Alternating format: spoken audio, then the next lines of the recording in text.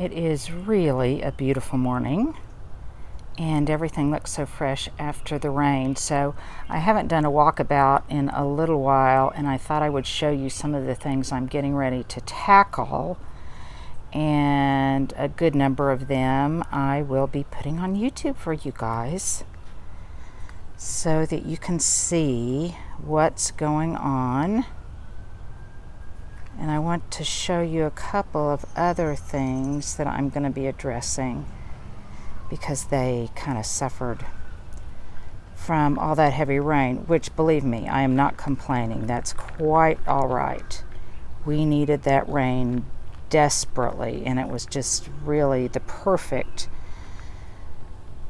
amount to come at the perfect time of year. So here's one project. You can see that there are just lots of hydrangeas that are kind of tilting their heads just a bit after all of the rain, primarily the Annabelles. And I'm going to cut a huge bouquet of these because they are just about to the perfect stage for drying. And you can see that they were beaten down by that heavy rain. And Annabelle stems don't tend to be really strong anyway. They, especially after a rain, can get floppy. But let me show you just how large the flower heads were this year. I mean, they were mammoth. And this isn't even one of the largest ones. I love that limey green. So I'm going to cut a big bouquet of these. They're starting to get kind of papery, which is when they are good to bring in for drying.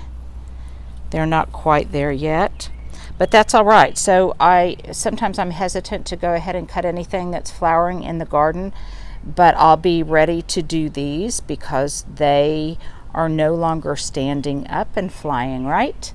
And so this will kind of, I think, refresh this plant and make it look a little bit tidier. So that's one thing I'm going to have fun playing with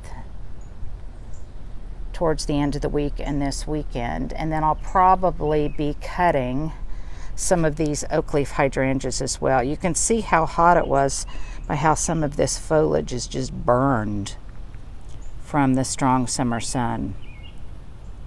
But it's gotten some relief after the rain.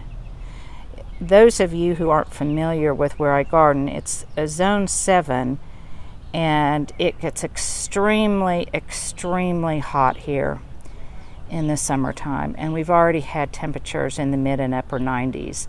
Now they're hovering in the upper 80s and the lower 90s. But that kind of heat takes its toll on the garden, and it reduces flowering. Once it gets so hot, it's hard for things to set flower, and it's one of the reasons I have so many evergreens. So this whole corner is getting a rework, and there's a box that needs to be pruned, and I am going to restage this with some different plants and just give it a good tidy. Looks like we had a little wind last night. The hanging baskets of angel wing begonias really look beautiful.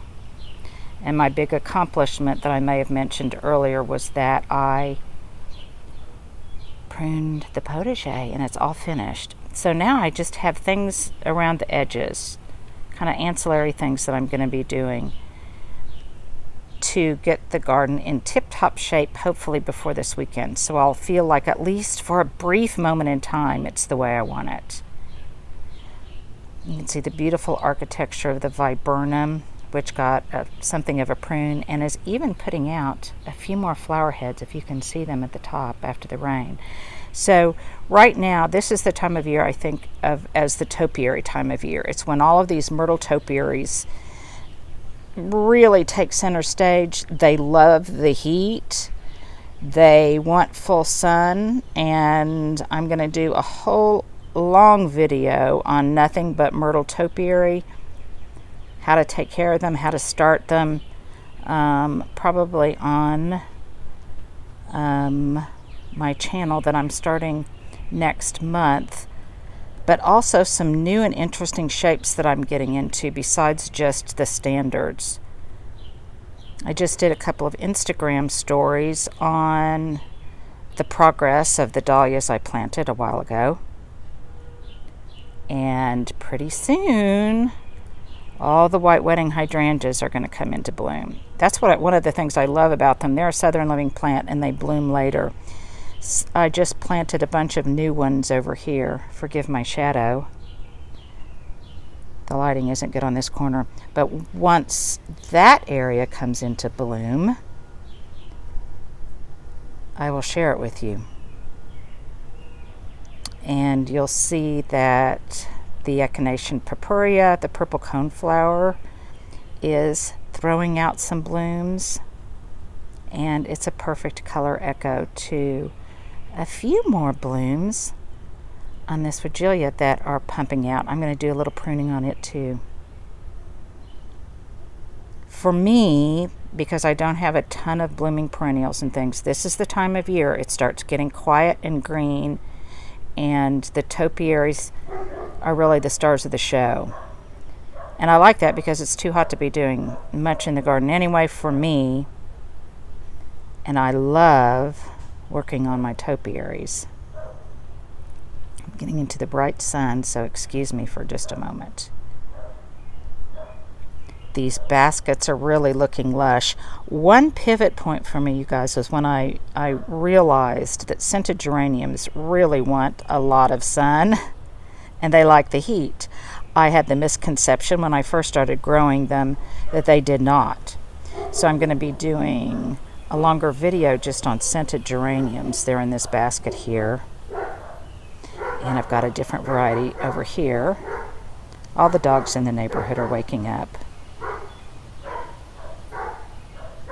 The lavenders that I planted earlier really seem to like this spot.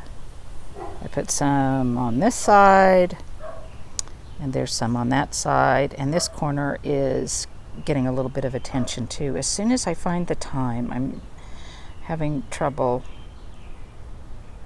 finding the time. Now in that corner over there, I'm going to talk about some of the ways I address pests. I've got some things staged over there for when Stuart is here. And by the way, you guys, if you have any complaints about shooting, or if Stuart cuts the head off of a topiary or something, then you just blame that on Stuart. In fact, if you have problems about just about anything, Stuart is your guy to blame. He is for me anyway. There's the sheath to my beloved Barnell pruners, which some of you said are sold out on Amazon, so I'll try to put another link. I have referred them so much that I think there's been a little bit of a run on them. But I'm going to be talking about, in that far corner, my mosquito control system, which I'm going to show you, and also my general pest control. And you can see I've been doing some cleaning up. But look how pretty the potager looks, all clipped.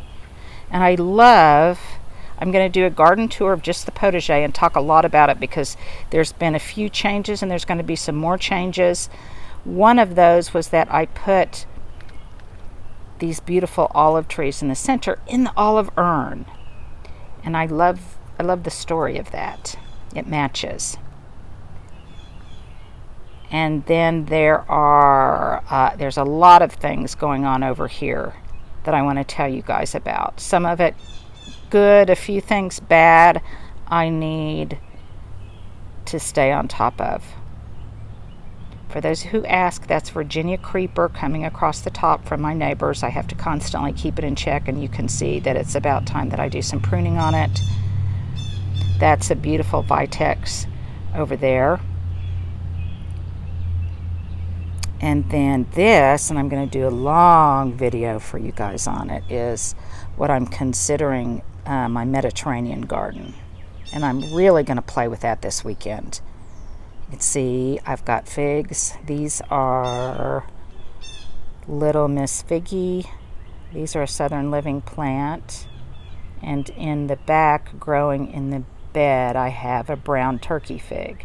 But let me not get ahead of myself, because I'm going to talk about those in great detail in another video that Stuart will shoot for you.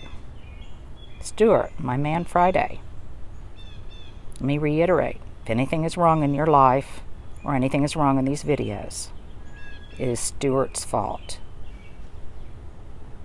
I need to do another squirt of spray paint on my citronella torches. And then, like I said, I'm going to do a really huge post, maybe for my upcoming video on demand channel on Myrtle topiary. And for every one you see here, I've got more that are not visible.